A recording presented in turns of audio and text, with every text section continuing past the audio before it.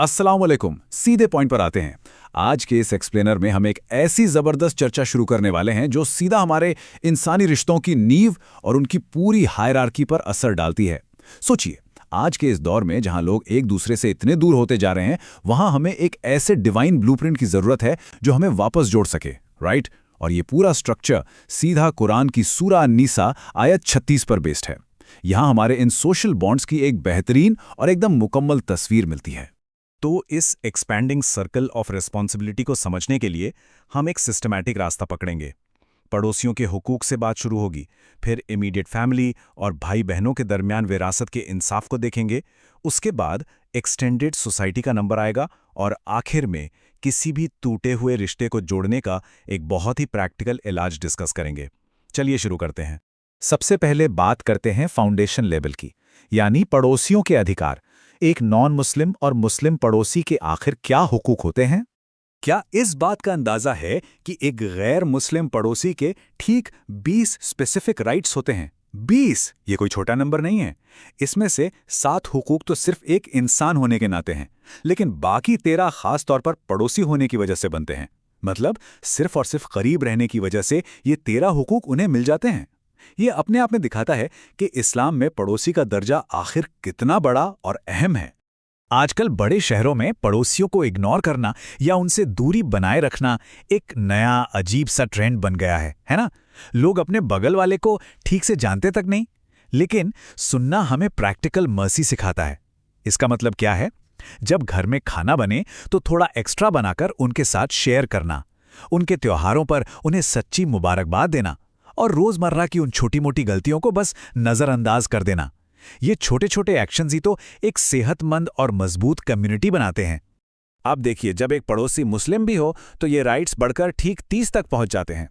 यहाँ फेथ यानी ईमान का बॉन्ड एक तीसरा लेयर जोड़ देता है। इस तीसरे लेयर की वजह से 13 और स्पेसिफिक जिम्मेदारियां ऐड हो जाती हैं। तो अब ह्यूमन राइट्स, नेबर राइट्स और फेथ के राइट्स, ये सब मिलकर पूरे 30 हुकूक का एक सॉलिड सेट बनाते हैं जो आपस की मोहब्बत को और भी गहरा कर देता है। इसे ऐसे समझिए जैसे एक मजबूत इमारत की ईंटें एक दूसरे को थामे रखती हैं। बिल्कुल वैसे ही ये एक्स्ट्रा अधिकार बिलीवर्स को आपस में जोड़ते हैं।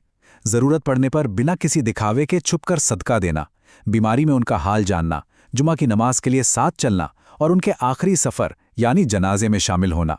ये सारी बातें हमें सिखाती हैं कि अकेले में नसीहत करना और एक दूसरे का दुख खुशी बांटना ही तो सच्चा ईमान है। अब थोड़ा और अंदर की तरफ चलते हैं, इमीडिएट फैमिली पर। घर के उस इमोशनल कोर को समझते हैं जहां वालिदैन और बच्चों के आपस के अधिकार तय होते हैं। यहां बैलेंस समझना बहुत जरूरी है।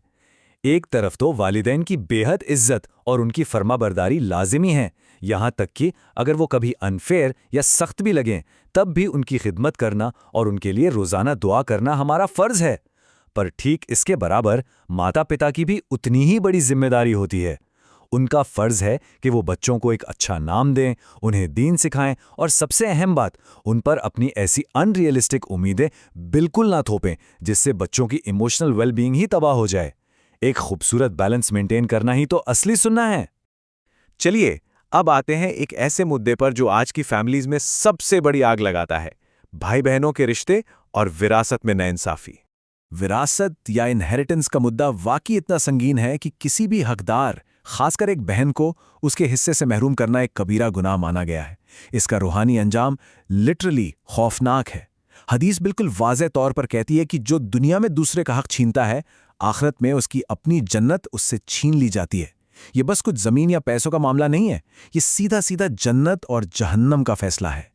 आजकल कितना आम हो गया है ना कि कल्चर या रिवाज का बहाना बनाकर बहनों को बस एक मामूली सा गिफ्ट पकड़ा दिया जाता है और बड़ी प्रॉपर्टीज से बेदखल कर दिया जाता है। ये बिल्कुल पूरी तरह से नाइंसाफी है। याद रखिए, डिवाइन कानून हमेशा इन खोखली रस्मों से ऊपर होता है। बहन का जो फिक्स्ड शेयर कुरान की आयत में तय किया गया है, उसमें किसी भी तरह का मोलभाव या नेगोशिएशन मुमकिन ही नहीं है। अगर कोई माल गलत तरीके से लिया गया है तो उसे आज ही वापस करना असली इंसाफ है। पर बात सिर्फ दौलत की थोड़ी है। भाई बहनों को एक दूसरे की इज्जत की पूरी हिफाजत करनी चाहिए और मुसीबत में एक दूसरे की ढाल बनना चाहिए। इसके एक बहुत खूबसूरत रियल लाइफ मिसाल है, जहां जमीन के झगड़े की वजह से 2 भाइयों के बीच लगभग 20 साल तक लंबी खामोशी रही। दोनों ने एक दूसरे से पूरी तरह नाता तोड़ लिया था, लेकिन जब उन्हें आखिरत और हुकूक की संगीन नसीहत का एहसास हुआ तो उन्होंने अपना लंबा चौड़ा ईगो साइड में रखा और एक दूसरे को माफ कर दिया। बस ऐसी ही माफी और मोहब्बत की उम्मीद इस खून के रिश्ते में की जाती है। अब अपने इस सर्कल को थोड़ा और बड़ा करते हैं और देखते हैं सोसाइटी, दूर के रिश्तेदार, बुजुर्ग और समाज के कमजोर वर्ग के हुकूक। चाचा, फूफी, मामू, खाला और पेरेंट्स के बुजुर्ग दोस्तों को इज्जत देना रिश्ते निभाने का एक बेहतरीन तरीका है। अगर वो पहले से कॉल ना भी करें तब भी उनसे मिलना और उनका हालचाल पूछना हमारी जिम्मेदारी बनती है। आजकल हम अक्सर उन्हें ओल्ड फैशन्ड या पुराने ख्यालात का समझकर उनका मजाक उड़ाते हैं या इग्नोर कर देते हैं, जबकि हमें उनकी लाइफ चेंजिंग विजडम से सीखना चाहिए। सच बताऊं तो बुजुर्गों के तजुर्बे सच में किसी भी इंसान की जिंदगी को पूरी तरह से बेहतर बना सकते हैं। और समाज के कमजोर लोगों का क्या? एक यतीम की परवरिश करना और उसकी दौलत की हिफाजत करना जन्नत में प्रॉफिट के सबसे करीब होने का वादा करता है। सोचिए कितना बड़ा इनाम है। वहीं गरीबों को इस तरह देना कि उनकी इज्जत पूरी तरह बनी रहे और मुसाफिरों को ठिकाना देना, ये सिर्फ जरूरतमंदों की मदद नहीं करता बल्कि देने वाले की दौलत और रूह दोनों को मुकम्मल पाक कर देता है। इसके अलावा दोस्तों के राज महफूज रखना और उन्हें अकेले में नसीहत करना भी इस सोशल बॉन्ड का एक बेहद अहम हिस्सा है। आज के वर्क प्लेस और बिजनेस एनवायरनमेंट्स के लिए इसका सीधा सा मतलब ये है कि जो लोग किसी के भी अंडर काम करते हैं उन स्टाफ को वक्त पर और पूरी सैलरी मिलनी चाहिए। एक एम्प्लॉयर की जिम्मेदारी सिर्फ काम के बदले पैसे देना नहीं है, बल्कि उनके साथ पूरी इज्जत और नरम दिली से पेश आना जरूरी है। उनकी ताकत से ज्यादा उन पर बोझ न डालना एक लाजमी असूल है। ये सीधा सीधा जस्टिस है। अब हम इस एक्सप्लेनर की सबसे जरूरी हिस्से यानी क्लाइमैक्स पर पहुंचते हैं। हर टूटे रिश्ते को जोड़ना और आज के दौर की सबसे बड़ी बीमारी का इलाज। ईगो और छोटी छोटी गलतफहमियों की वजह से खून के रिश्ते तोड़ देना वाकई आज के दौर की सबसे बड़ी बीमारी है। ये पावरफुल कोट बताता है कि रिश्ते निभाना कोई पर्सनल जस्टिस नहीं बल्कि ईमान का टेस्ट है। जो इंसान उस व्यक्ति के साथ रिश्ता निभाता है जो उसे हर बार ठुकरा रहा हो, वो ऐसा ही है जैसे किसी को राख खिलाकर भी उस पे एहसान करना। ये उस तकलीफ और दर्द के बावजूद बदले की आग को बुझाकर सिर्फ और सिर्फ रहम को चुनने का प्रतीक है। यहाँ आप देख सकते हैं कि आज के आधुनिक रिश्तों के टूटने के पीछे का असली मुद्दा कितना साफ है। और अच्छी बात यह है कि हर एक ब्रेकडाउन का सुन्ना में एक तयशुदा प्रैक्टिकल इलाज मौजूद है। चाहे वालिदैन के साथ अनादर का मसला हो जिसे उनके लिए दुआ करके ठीक किया जा सकता है, भाई बहनों के विरासत के झगड़े हों जिन्हें अल्लाह की रज़ा के लिए माफ़ किया जा सकता है, पड़ोसियों का शोर हो जिससे उनके साथ खाना शेयर करके दोस्ती में बदला जा सकता है, या फिर रिश्तेदारों का बड़ा सा ईगो हो जिसे खुद पहले कॉल करके तोड़ा जा सकता है। ये रेमेडीज़ सच में हर रूहानी मसले का हल हैं। अगर आज कोई भी इंसान किसी टूटे हुए पारिवारिक रिश्ते या नाराज दोस्त से जूझ रहा है तो ये 3 स्टेप का सुन्ना क्योर अभी आजमाया जा सकता है। पहला, अपना ईगो पूरी तरह निगल जाइए। दूसरा, खुद आगे बढ़कर वो पहला कदम उठाइए। और तीसरा, उनसे वाज़े तौर पर कहिए कि मैंने तुम्हें अल्लाह के लिए माफ़ किया। ये बिल्कुल आसान नहीं है, मैं जानता हूं, लेकिन इसका रूहानी अजर, इसका सवाब बहुत ही बड़ा है। तो इस पूरे फ्रेमवर्क को अगर एक जगह लाया जाए तो हमारे तमाम सोशल बॉन्ड्स का एक कंप्लीट इकोसिस्टम बनता है।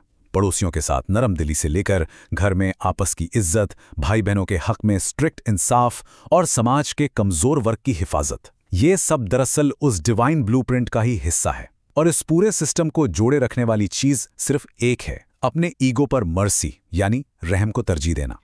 इस एक्सप्लेनर को एक आखिरी और सबसे जरूरी सवाल के साथ खत्म करते हैं। क्या दर्द मिलने पर भी खून के रिश्ते निभाए गए हैं? और क्या आज ईगो के ऊपर मर्सी को चुना जाएगा? हमेशा याद रखिए, जन्नत परफेक्ट लोगों के लिए नहीं बल्कि उन लोगों के लिए बनी है जो अपने ईगो से ऊपर उठकर माफी और रहम का रास्ता चुनते हैं। तो आज ही वो पहला कदम उठाइए और देखिए कि जिंदगी और आखिरत में कैसे नए और बेहतरीन दरवाजे खुलते हैं।